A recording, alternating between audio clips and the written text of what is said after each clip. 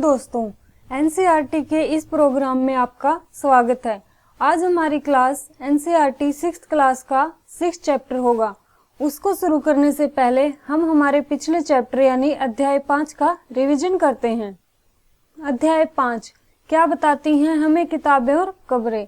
आइए इससे निकाले गए क्वेश्चनों को देखते हैं। पहला क्वेश्चन, वेदों की संख्या कितनी है? 4। कौन कौन से हैं? ऋग्वेद, सामवेद, यजुर्वेद और अथर्ववेद। दूसरा क्वेश्चन देखिए, ऋग्वेद की रचना लगभग 3500 वर्ष पहले हुई। इसमें 1000 से ज्यादा प्रार्थनाएं हैं जिन्हें सूक्त कहा जाता है। यानी सूक्त किसे कहते हैं? प्रार्थनाओं को ही सूक्त कहा जाता है, ये आप याद रखिएगा। अगला क्वेश्चन देखिए, ऋग्वेद में 3 प्रमुख देवता माने गए हैं, अग्नि, इंद्र यानी युद्ध के देवता और सोम देवता। सोम क्या है? एक पौधा जिससे खास पेय बनाया जाता है। अगला क्वेश्चन देखिए, ऋग्वेद की भाषा प्राक संस्कृत या वैदिक संस्कृत कहलाती है। और संस्कृत कौन से भाषा परिवार की है? यह भारोपीय यानी भारत यूरोपीय भाषा परिवार का हिस्सा है। अंग्रेजी, फ्रांसीसी, जर्मन, इतालवी भी इसी भाषा परिवार से जुड़ी हैं। यानी कौन से भाषा परिवार से? भारोपीय भाषा परिवार से ये सब भाषाएं जुड़ी हैं। पूर्वोत्तर प्रदेशों में तिब्बत बर्मा परिवार की भाषाएं बोली जाती हैं।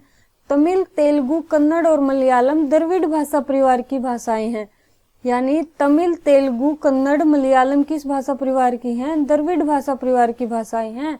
अगला क्वेश्चन देखिए, झारखंड व मध्य भारत के कई इलाकों में ऑस्ट्रो एशियाटिक भाषा परिवार से जुड़ी भाषाएं बोली जाती हैं। तो यह हमने भारत में भाषा परिवारों को देख लिया। अगला क्वेश्चन देखिए, ऋग्वेद की प्रार्थनाओं में सरस्वती, सिंधु और उसकी सहायक नदियों का भी जिक्र है। गंगा और यमुना का उल्लेख सिर्फ एक बार हुआ है। तो यह आपको क्वेश्चन किसी भी एग्जाम में सीधा सीधा दिखाई दे सकता है, इसे याद रखिएगा। ऋग्वेद काल में स्थायी सेना नहीं होती थी, लोग सभाओं में मिलकर फैसला लेते थे। अगला क्वेश्चन देखिए, यहाँ राजा की मृत्यु के बाद उसका बेटा अपने आप ही शासक नहीं बन जाता था, अर्थात यहाँ लोग आपसी सहमति से राजा नियुक्त करते थे, जिसे सरदार भी कहा गया है। तो अब हम आगे देखते हैं। क्वेश्चन 11 देखिए, जिन लोगों ने प्रार्थनाओं की रचना की वो खुद को आर्य कहते थे तथा अपने विरोधियों को क्या कहते थे? दास या दस्यु। दस्यु वे लोग थे जो यज्ञ नहीं करते थे, दूसरी भाषाएं नहीं बोलते थे। नेक्स्ट, महापाषाण कब्रें बनाने की प्रथा 3000 वर्ष पहले दक्कन, दक्षिणी भारत, उत्तर पूर्वी भारत और कश्मीर में प्रचलित थी। आप इसके क्षेत्र को ध्यान से देखिए, दक्षिणी भारत, उत्तर पूर्वी भारत, कश्मीर और दक्कन में यह प्रथा प्रचलित थी। ब्रह्मगिरी से एक व्यक्ति की कब्र से 33 सोने के मनके और शंख पाए गए हैं। ब्रह्मगिरी कहाँ स्थित है? ये तमिलनाडु राज्य में स्थित है। इनाम गांव कहाँ है? भीमा की सहायक नदी घोड़ के किनारे यानी महाराष्ट्र में है। यहाँ लोगों को प्राय गड्ढे में सीधा लेटाकर दफनाया जाता था। आज से 2000 साल पहले वैद्य, कौन से वैद्य हुए? चरक, जिन्होंने चिकित्सा शास्त्र पर चरक संहिता नामक किताब लिखी। अब हम कुछ अन्य महत्वपूर्ण तथ्य भी देख लेते हैं जो परीक्षा के लिए बहुत उपयोगी हैं। यहाँ हमने वेद और उसके ब्राह्मण दिए हैं, इन्हें देखते हैं। ऋग्वेद का ब्राह्मण है ऐत्रेय कौशिकी, यजुर्वेद का तैत्तिरीय शतपथ, सामवेद का यहाँ देखिए पंचविश जैमिनी और अथर्ववेद का गोपथ। यहाँ ऋग्वेद में उल्लेखित शब्द यानी कितनी बार उल्लेख किया गया है ऋग्वेद में इन शब्दों का, इसे देखते हैं। इंद्र का 250 बार, अग्नि का 200 बार, जन का 275, सभा का 8, समिति का 9 और विदत का 122 बार। और हमने पीछे देख ही लिया था, गंगा और यमुना का 1 बार उल्लेख हुआ है। ऋग्वेद में दस्यु हत्या का बार बार उल्लेख मिलता है पर दास हत्या का नहीं, इसे आप ध्यान में रखिएगा। ऋग्वेद की सर्वाधिक पवित्र नदी कौन सी थी? सरस्वती। हमने पिछले चैप्टर का रिवीजन कर लिया है, तो अब हम हमारी आज की क्लास शुरू करते हैं जो हमारे 6th चैप्टर पर है, राज्य, राजा और एक प्राचीन गणराज्य। कुछ लोग शासक कैसे बने? लगभग 50 वर्षों से हम अपने शासकों का चुनाव मतदान के जरिए करते आ रहे हैं, लेकिन बहुत पहले लोग शासक कैसे बनते थे ये हमने पिछले अध्याय में पढ़ाई है। कुछ राजा संभवतः जन यानी लोगों द्वारा चुने जाते थे, परंतु करीब 3000 साल पहले राजा बनने की इस प्रक्रिया में कुछ परिवर्तन दिखाई दिए। कुछ लोग बड़े बड़े यज्ञों को आयोजित कर राजा के रूप में प्रतिष्ठित हो गए, जैसे राजसूय यज्ञ, अश्वमेध यज्ञ। अश्वमेध यज्ञ एक ऐसा ही आयोजन था। इसमें एक घोड़े को राजा के लोगों की देखरेख में स्वतंत्र विचरण के लिए छोड़ दिया जाता था। इस घोड़े को किसी दूसरे राजा ने रोका तो उसे वहां अश्वमेध यज्ञ करने वाला राजा से लड़ाई करनी पड़ती थी। अगर उन्होंने घोड़े को जाने दिया तो इसका मतलब यह होता था कि अश्वमेध यज्ञ करने वाले राजा उनसे ज्यादा शक्तिशाली था। इसके बाद उन राजाओं को यज्ञ में आमंत्रित किया जाता था। यह यज्ञ विशिष्ट पुरोहितों द्वारा संपन्न किया जाता था। इसके लिए उन्हें उपहारों से सम्मानित किया जाता था। वाला राजा बहुत शक्तिशाली माना जाता था। यज्ञ में आमंत्रित सभी राजा उसके लिए उपहार लाते थे। इन सभी आयोजनों में राजा का मुख्य स्थान होता था। उसे राज सिंहासन या बाघ की खाल के एक विशेष आसन पर बिठाया जाता था। युद्ध क्षेत्र में राजा का सारथी ही उसका सहचर होता था। यज्ञ के अवसर पर वह राजा की विजय तथा अन्य गुणों का गान करता था। राजा के सगे संबंधी, खासकर उसकी रानियां तथा पुत्रों को भी कई छोटे छोटे अनुष्ठान करने होते थे। अन्य सारे आमंत्रित राजाओं का काम सिर्फ बैठकर यज्ञ की पूरी प्रक्रिया को देखना भर ही था। राजा के ऊपर पुरोहित पवित्र जल के छिड़काव के साथ साथ अन्य कई अनुष्ठान भी करता था। विष अथवा वैश्य जैसे सामान्य लोग उपहार लाते थे, जिन्हें पुरोहित शूद्र मानते थे, उन्हें कई अनुष्ठानों में शामिल भी नहीं किया जाता था। यानी पुरोहितों को इन अनुष्ठानों में शामिल नहीं किया जाता था। तो अब हम वर्ण को देखते हैं। इस समय उत्तर भारत में खासकर गंगा यमुना क्षेत्र में कई ग्रंथ रचे गए। ऋग्वेद के बाद रचे होने के कारण ये ग्रंथ क्या कहलाते हैं? उत्तरवेदिक ग्रंथ। इनके अंतर्गत सामवेद, यजुर्वेद, अथर्ववेद तथा अन्य ग्रंथ जैसे ब्राह्मण, आरण्यक, उपनिषद शामिल हैं। पुरोहितों द्वारा रचित इन ग्रंथों में विभिन्न प्रकार के अनुष्ठान और उनके संपादन की विधियां बताई गई हैं। इनमें सामाजिक नियमों के बारे में भी बताया गया है। उस समय समाज में कई समूह थे, जैसे पुरोहित, योद्धा, कृषक, पशुपालक, व्यापारी, शिल्पकार, श्रमिक, मछली पकड़ने वाले, जंगल में रहने वाले लोग शामिल थे। यहाँ कुछ पुरोहित तथा योद्धा वैभवशाली थे, वहीं कुछ कृषक और व्यापारी भी धनवान थे। दूसरी ओर पशुपालक, शिल्पकार, श्रमिक, मछली पकड़ने वाले, शिकारी तथा भोजक संग्राहक निर्धन थे। पुरोहितों ने लोगों को 4 वर्गों में विभाजित किया, जिन्हें हम वर्ण कहते हैं। उनके अनुसार प्रत्येक वर्ण के अलग अलग कार्य निर्धारित थे। पहला वर्ण किसका था? ब्राह्मणों का। उसका काम क्या था? वेदों का अध्ययन, अध्यापन और यज्ञ करवाना, जिनके लिए उन्हें उपहार मिलता था। दूसरा शासकों का था, जिन्हें स्त्रीय कहा जाता है। उनका काम युद्ध करना, लोगों की रक्षा करना था। तीसरे स्थान पर थे विषय, वैश्य। इनमें कृषक, पशुपालक और व्यापारी आते थे। स्त्री और वैश्य दोनों को ही यज्ञ करने का अधिकार प्राप्त था। वर्णों में अंतिम स्थान था शूद्रों का। इनका काम अन्य तीनों वर्गों की सेवा करना था। इन्हें कोई अनुष्ठान करने का अधिकार नहीं था। प्राय औरतों को भी शूद्रों के समान ही माना गया था। महिलाओं तथा शूद्रों को वेदों के अध्ययन का अधिकार नहीं था।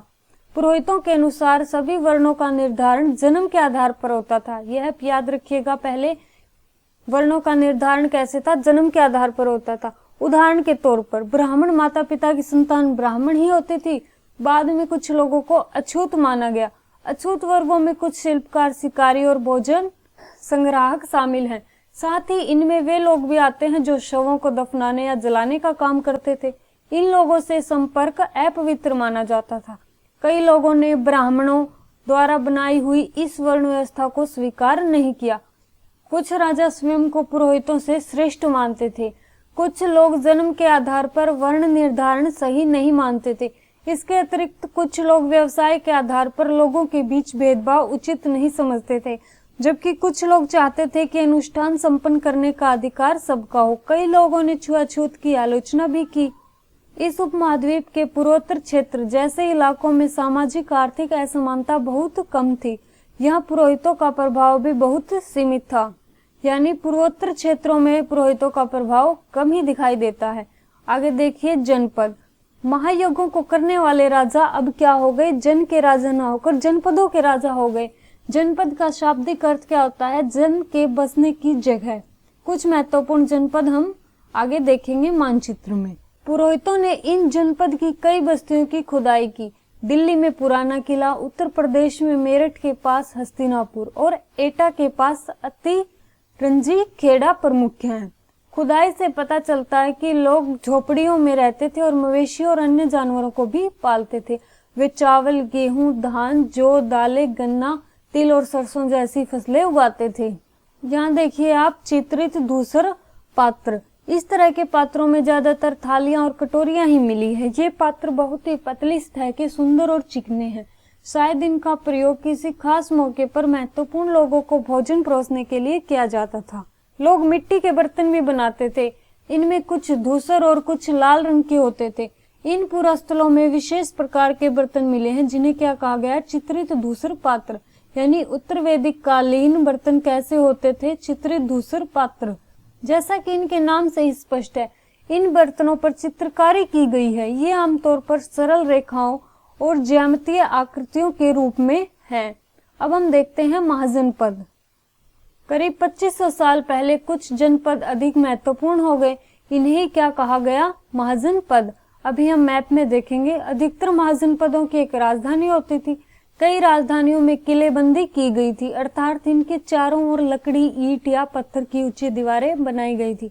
ऐसा लगता है कि लोगों ने अन्य राजाओं के आक्रमण से डरकर अपनी सुरक्षा के लिए इन किलों का निर्माण किया।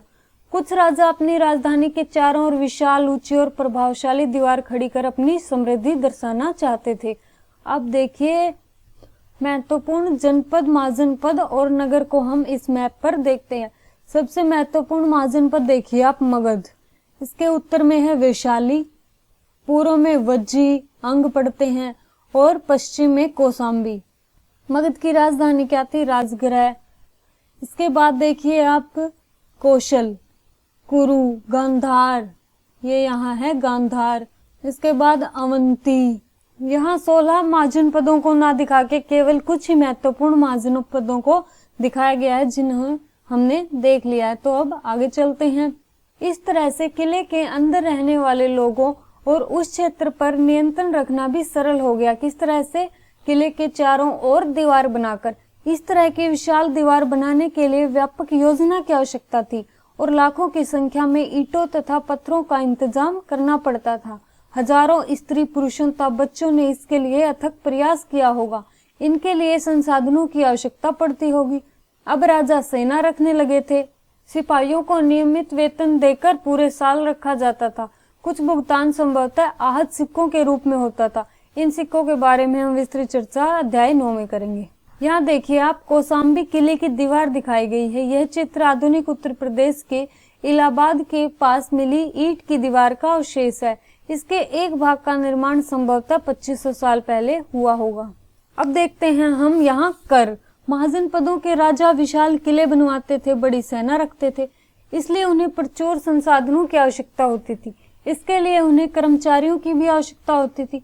अतः महाजनपदों के राजा लोगों द्वारा समय समय पर लाए गए उपहारों पर निर्भर न रहकर अब नियमित रूप से कर वसूलने लगे थे। फसलों पर लगाए गए कर सबसे महत्वपूर्ण थे क्योंकि अधिकांश लोग क्या थे? कृषक ही थे। उपज का कितना हिस्सा लिया जाता था? 1/6, जिसे ही क्या कहा जाता है? भाग। कारीगर के ऊपर भी कर लगाए गए जो प्राय श्रम के रूप में चुकाए जाते थे, जैसे कि एक बुनकर पर, लोहार पर या सुनार को राजा के लिए महीने में 1 दिन काम करना पड़ता था। पशुपालकों को जानवरों या उनके उत्पाद के रूप में कर देना पड़ता था और व्यापारियों को भी सामान खरीदने बेचने पर कर देना पड़ता था। आखेटकों और संग्राहकों को जंगल से प्राप्त वस्तुएं देनी होती थी। अब देखते हैं हम इस काल में कृषि में क्या परिवर्तन हुए। इस युग में कृषि के क्षेत्र में 2 बड़े परिवर्तन आए। एक, हल के फाल अब लोहे में बनने लगे। अब कठोर जमीन को लकड़ी के फाल की तुलना में लोहे के फाल से आसानी से जोता जा सकता था। इससे फसलों की उपज बढ़ गई। दूसरा, लोगों ने धान के पौधों का रोपण शुरू किया, अर्थात खेतों में बीज छिड़ककर धान उपजाने के बजाय धान की पौध तैयार कर उनका रोपण शुरू किया गया। अब पहले की तुलना में बहुत ज्यादा पौधे जीवित रह जाते थे, इसलिए पैदावार भी ज्यादा होने लगी। इसमें कमर तोड़ परिश्रम लगता था। ये काम ज्यादातर दास दासी या भूमिहीन खेतीहर मजदूर ही करते थे। अब यहाँ हम मगध का सूक्ष्म निरीक्षण करते हैं। मगध 200 सालों के भीतर मगध सबसे महत्वपूर्ण जनपद बन गया। हमने मगध की लोकेशन मैप में पीछे देख ही ली थी। गंगा और सोन नदियां मगध से होकर बहती थी। ये यातायात, जल वितरण और जमीन को उपजाऊ बनाने के लिए बहुत महत्वपूर्ण थी। मगध का एक हिस्सा जंगलों से भरा था। इन जंगलों में रहने वाले हाथियों को पकड़कर और उन्हें प्रशिक्षित कर सेनाओं के काम में लगाया जाता था। यही नहीं, जंगलों से घर, गाड़ियां तथा रथ बनाने के लिए लकड़ी भी मिलती थी। इसके अलावा इस क्षेत्र में लोहा अयस्क की खदानें हैं। मजबूत औजार और हथियार बनाने के लिए यह बहुत उपयोगी थे। मगध में दो बहुत शक्तिशाली शासक हुए, बिंबिसार और अजातशत्रु। अन्य जनपदों को जीतने के लिए ये हर संभव साधन अपनाते थे। महाजनपद भी एक और महत्वपूर्ण शासक हुआ इस क्षेत्र में। उन्होंने अपने नियंत्रण का क्षेत्र इस उपमहाद्वीप के उत्तर पश्चिमी भाग तक फैला दिया था। बिहार में राजगृह, आधुनिक राजगीर, कई सालों तक मगध की राजधानी रही। बाद में क्या रही राजधानी? पाटलिपुत्र। 2300 साल से भी पहले की बात है। मैसेडोनिया का राजा सिकंदर विश्व विजय करना चाहता था। पूरी तरह सफल न होने पर भी वह मिस्र और पश्चिम एशिया के कुछ राज्यों को जीतता हुआ भारतीय उपमहाद्वीप में व्यास नदी के किनारे तक पहुंच गया था। जब उसने मगध की ओर कूच करना चाहा तो उसके सिपाहियों ने इनकार कर दिया। वे इस बात से भयभीत थे कि भारत के शासकों के पास पैदल, रथ और हाथियों की बहुत बड़ी सेना है। मगध के नजदीक ही वज्जी राज्य था, जिसकी राजधानी क्या थी? वैशाली। यहाँ एक अलग किस्म की शासन व्यवस्था थी जिसे क्या कहते हैं? गण या संघ। अब गण को देखते हैं। गण शब्द का प्रयोग कई सदस्यों वाले समूह के लिए होता है और संघ अर्थात संगठन या सभा। गण या संघ में कई शासक होते थे। कभी कभी लोग एक साथ शासन करते थे, जिसमें से प्रत्येक व्यक्ति क्या कहलाता था? राजा। ये सभी राजा विभिन्न अनुष्ठानों को एक साथ ही संपन्न करते थे। सभाओं में बैठकर बातचीत करते, बहस और वाद विवाद के जरिए तय करते थे कि क्या करना है और किस तरह से करना है। शत्रुओं के आक्रमण से निपटने के लिए वे मिलकर चर्चाएं करते थे। स्त्रियां, दास तथा कर्मकार इन सभाओं का हिस्सा नहीं होते थे। बुद्ध और महावीर दोनों ही गण या संघ से संबंधित है, यह बात हम जानते हैं। बौद्ध साहित्य में संघ के जीवन का बड़ा ही सजीव चित्रण मिलता है। यहाँ देखिए, वज्जी सिंह का यह वर्णन दिग्ग निकाय से लिया गया। दिग्ग निकाय एक प्रसिद्ध बौद्ध ग्रंथ है जिसमें बुद्ध के कई व्याख्यान हैं। इन्हें करीब 2300 साल पहले लिखा गया था। अब हम देखते हैं अजातशत्रु और वज्जी संघ के बारे में यहाँ क्या कहा गया है। अजातशत्रु वज्जी संघ पर आक्रमण करना चाहते थे। उन्होंने अपने मंत्री वशस्कार को बुद्ध के पास सलाह के लिए भेजा। बुद्ध ने उनसे पूछा कि क्या वज्जी सभाएं नियमित रूप से होती हैं तथा उनमें सभी सदस्य उपस्थित होते हैं। जब उन्हें पता चला कि ऐसा होता है, उन्होंने कहा कि वज्जीवासी तब तक उन्नति करते रहेंगे जब तक वे पूर्ण और नियमित सभाएं करते रहेंगे, आपस में मिलजुल कर काम करेंगे, पारंपरिक नियमों का पालन करते रहेंगे, बड़ों का सम्मान, समर्थन और उनकी बातों पर ध्यान देते रहेंगे। अर्थात यहाँ हमने बुद्ध और संघ से संबंधित चर्चा की। कुछ अन्य बातें और यहाँ दी गई हैं कि वो कौन कौन से काम हैं जो वो करते रहेंगे तब तक उनका पतन नहीं होगा।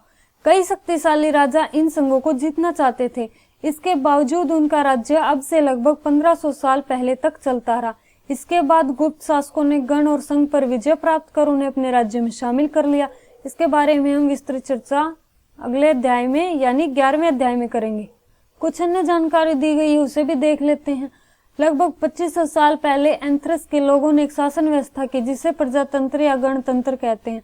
यह व्यवस्था 200 साल तक चली। इसमें 30 से ऊपर के उन सभी पुरुषों को पूर्ण नागरिकता थी जो दास नहीं थे। वहाँ एक सभा थी जो महत्वपूर्ण विषयों पर निर्णय लेने के लिए साल भर में कम से कम 40 बार बुलाई जाती थी। इस सभा में सभी नागरिक भाग ले सकते थे। शासन के कई पदों पर नियुक्तियां लॉटरियों द्वारा की जाती थी। सभी नागरिकों को सेना और नौसेना में अपनी सेवाएं देनी होती थी। औरतों को नागरिक का दर्जा यहाँ नहीं मिलता था। व्यापारियों और शिल्पकारों के रूप में एथेंस में रहने वाले और काम करने वाले बहुत से विदेशियों को भी नागरिक अधिकार नहीं थे। एथेंस में खदानों, खेतों, घरों, कार्यशालाओं में काम कर रहे दासों को भी नागरिक अधिकार नहीं मिले थे। तो इस तरह हमने आज का हमारा 6th चैप्टर कंप्लीट कर लिया है। अगली क्लास में हम पहले इस चैप्टर को रिवाइज करेंगे, इसमें से निकाले गए क्वेश्चनों को देखेंगे और फिर उसके बाद अगले चैप्टर यानी 7th चैप्टर को कंप्लीट करेंगे। तो चलिए अगली क्लास में फिर मिलते हैं।